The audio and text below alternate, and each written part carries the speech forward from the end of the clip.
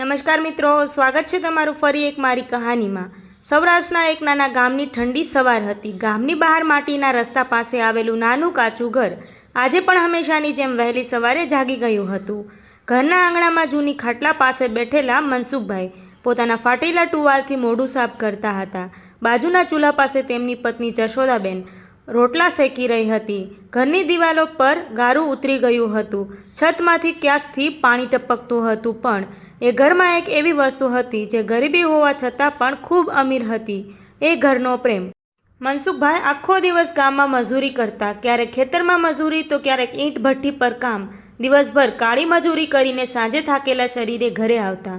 હાથમાં માત્ર 200-300 રૂપિયા હોવા છતાં ચહેરા પર સંતોષ રહેતો, કારણ કે એમની એક જ દીકરી હેતલ હતી અને હવે તેના લગ્નની તૈયારી ચાલી રહી હતી।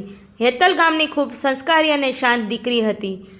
બાળપણથી જ માતા પિતાની મુશ્કેલીઓ જોઈ હતી, એટલે ક્યારેય કોઈ મોટી ઈચ્છા કરી નહોતી। જશોદાબેન ઘણીવાર કહેતી, દીકરી તારા લગ્ન ધામધૂમથી કરીશું, ત્યારે હેતલ હસીને કહેતી, મમ્મી મને ધામધૂમ નહીં, બસ તમે બંને ખુશ રહો એ જ પૂરતું છે। પરંતુ દરેક માતા પિતાની જેમ મનસુખભાઈનું પણ સપનું હતું કે દીકરીના લગ્નમાં કોઈ કમી ન રહેવી જોઈએ। છેલ્લા 5 વર્ષથી એ લોકો ધીમે ધીમે પૈસા ભેગા કરતા હતા। ક્યારેક જશોદાબેન પોતાના માટે નવી સાડી લેવાનું ટાળી દેતી, ક્યારેક મનસુખભાઈ પોતાના ફાટેલા ચંપલમાં જ વર્ષ કાઢી દેતા। ગામના લોકો કહેતા, મનસુખ તું એટલો બધો બચત શા માટે કરે છે? ત્યારે એ હસીને કહેતા, મારી દીકરીના હાથ પીડા કરવાના છે। ઘરમાં એક જૂનો લોખંડનો બક્સો હતો, જેમાં કપડાની નીચે પ્લાસ્ટિકની થેલીમાં પૈસા છુપાવેલા હતા। એ પૈસા કોઈ ખોટા રસ્તાથી નહીં, પણ પરસેવાની કમાણીથી ભેગા કરેલા હતા। દરેક નોટ પાછળ મનસુખભાઈની તૂટી ગયેલી કમર અને જશોદાબેનના અધૂરા સપનાઓ છુપાયેલા હતા। આખા ગામમાં હવે હેતલના લગ્નની વાતો થવા લાગી હતી। ઘરમાં સગાઓ આવવા લાગ્યા હતા। હળવો ખુશીનો માહોલ હતો। હેતલ પણ પોતાના હાથથી લગ્ન માટે કઢાઈવાળું દુપટ્ટું તૈયાર કરતી હતી, પરંતુ કદાચ નસીબને આ ખુશી જોઈતી નહોતી। લગ્નને માત્ર 10 દિવસ બાકી હતા। એ રાત્રે ગામમાં ભારે વરસાદ પડ્યો હતો, વીજળી પણ વારંવાર જતી રહી હતી। આખું ગામ અંધારામાં ડૂબેલું હતું। મનસુખભાઈ દિવસભર મજૂરી કરીને ખૂબ થાકી ગયા હતા, એટલે વહેલા સૂઈ ગયા। જશોદાબેને બક્સો ચેક કરીને ફરી એકવાર પૈસા સાચા રાખ્યા અને ભગવાન પાસે હાથ જોડી કહ્યું, હવે બસ દીકરીના લગ્ન શાંતિથી થઈ જાય। અને પછી બધા સૂઈ ગયા। મધરાતે કૂતરાઓ ભસતા હતા, પરંતુ વરસાદ અને પવનના અવાજમાં કોઈને કંઈ સમજાયું નહીં। સવારે જ્યારે જશોદાબેન ઉઠી અને ઘરની પાછળનું બહારણું ખુલ્લું જોયું, ત્યારે એમનું દિલ ધડકવા લાગ્યું। એ દોડતી અંદર આવી અને બક્સ ખોલ્યું। બક્સ ખાલી હતો, કપડાં બધા જમીન પર ફેંકાયેલા હતા, પ્લાસ્ટિકની થેલી ગાયબ હતી। જશોદાબેનના હાથ કાંપવા લાગ્યા। એ જોરથી ચીસ પાડી ઉઠી, મનસુખ પૈસા કોઈ લઈ ગયું। મનસુખભાઈ દોડતા આવ્યા। ખાલી બક્સ જોઈને એમના પગ નીચેની જમીન સરકી ગઈ। વર્ષોની મહેનત, દીકરીના સપના, બધું એક રાતમાં લૂંટી ગયું હતું। જશોદાબેન જમીન પર બેસીને રડવા લાગી। હવે દીકરીના લગ્ન કેવી રીતે થશે? હેતલ આ બધું જોઈને સુન્ન થઈ ગઈ। એ પોતાના પિતાને પહેલીવાર એટલા તૂટેલા જોઈ રહી હતી। મનસુખભાઈ બગ સામે બેસી ગયા અને આંખોમાંથી આંસુ વહેવા લાગ્યા। ગામના લોકો ભેગા થઈ ગયા। કોઈ કહે પોલીસને બોલાવો, કોઈ કહે ચોર ગામનો જ હશે। પોલીસ આવી, પૂછપરછ કરી, પણ ગરીબ માણસના આંસુઓનું મૂલ્ય કોને હતું? એક પોલીસવાળો તો ઉલટું કહી ગયો, એટલા પૈસા ઘરમાં કોણ રાખે? મનસુખભાઈ પાસે કોઈ જવાબ નહોતો, કારણ કે બેંક સુધી જવા માટે પણ એમને કામ છોડવું પડતું અને એમનો વિશ્વાસ હતો કે એમના ગરીબ ઘરમાં કોણ ચોરી કરશે। ગામમાં વાતો શરૂ થઈ ગઈ। કેટલા લોકોને સહાનુભૂતિ હતી તો કેટલાક લોકો પાછળથી મજાક કરતા, આટલી ગરીબીમાં લગ્નના ધામધૂમ કરવાની શું જરૂર? હેતલ આ બધું સાંભળતી અને અંદરથી તૂટતી જ હતી। એક સાંજે એ પોતાના પિતા પાસે આવી અને ધીમી અવાજે બોલી, પપ્પા મારા લગ્ન મુલતવી રાખી દઈએ? મનસુખભાઈ તરત જ બોલ્યા, ના દીકરી, તારા સપના હું તૂટવા નહીં દઉં।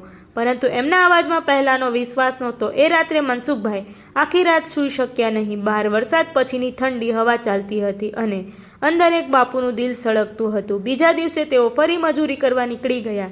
ગામના એક ધનિક માણસ પાસે મદદ માગવા ગયા, પરંતુ એણે ઠંડા અવાજે કહ્યું, મનસુખ પૈસા કોઈ ઝાડ નથી લાગતા। આ શબ્દો સાંભળીને મનસુખભાઈની આંખો ભીની થઈ ગઈ, પરંતુ એણે માથું ઝુકાવી દીધું, કારણ કે ગરીબ માણસ પાસે અપમાન સહન કરવા સિવાય બીજો વિકલ્પ ક્યાં હોય છે?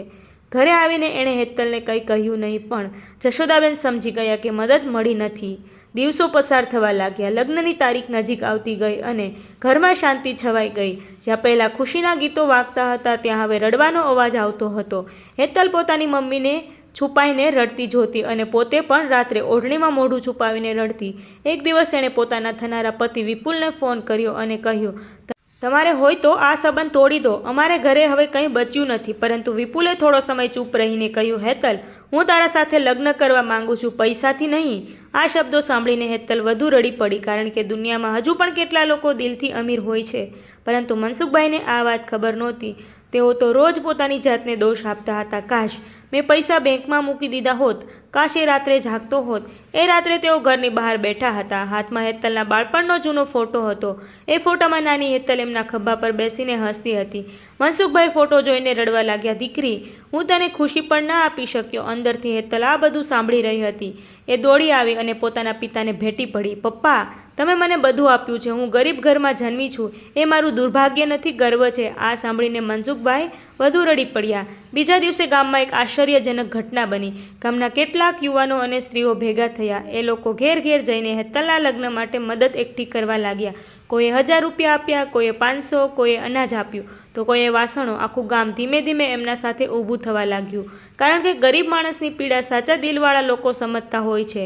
3 દિવસમાં એટલી મદદ ભેગી થઈ ગઈ કે સાદાઈથી લગ્ન થઈ શકે. જશોદાબેન હાથ જોડીને બધાને આશીર્વાદ આપતી હતી, પરંતુ મનસુખભાઈના દિલમાં હજુ પણ એ ચોરીનો ઘા જીવતો હતો. લગ્નના 2 દિવસ પહેલાં રાત્રે ગામના ચોક પાસે પોલીસની જીપ આવી. ગામના જ એક યુવક રમેશને પકડી લાવવામાં આવ્યો. પોલીસે કહ્યું કે દારૂના નશામાં એણે પોતાના મિત્ર સામે સોરીની વાત કબૂલ કરી દીધી હતી. રમેશ એ જ ગામનો હતો. મનસુખભાઈના ઘરમાં બાળપણથી આવતો જતો હતો. મનસુખભાઈએ એને ઘણીવાર મજૂરી પણ આપી હતી. જ્યારે એણે માથું ઝુકાવીને ચોરી કબૂલ કરી ત્યારે આખું ગામ ગુસ્સે ભરાઈ ગયું, પરંતુ મનસુખભાઈ શાંત રહ્યા.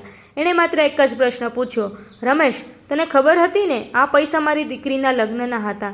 રમેશ રડવા લાગ્યો અને બોલ્યો, કાકા, હું દેવામાં ફસાઈ ગયો હતો. મને સમજાયું નહીં હું શું કરી રહ્યો હતો.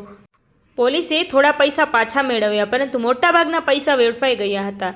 ગામના લોકો રમેશભાઈને મારવા દોડ્યા, પરંતુ મનસુખભાઈએ બધાને રોકી દીધા. એણે પૈસા ચોર્યા છે, પણ આપણે માનવતા નહીં ચોરીએ. આ શબ્દો સાંભળીને બધા ચૂપ થઈ ગયા. હેતલના લગ્ન આખરે ખૂબ સાદાઈથી થયા.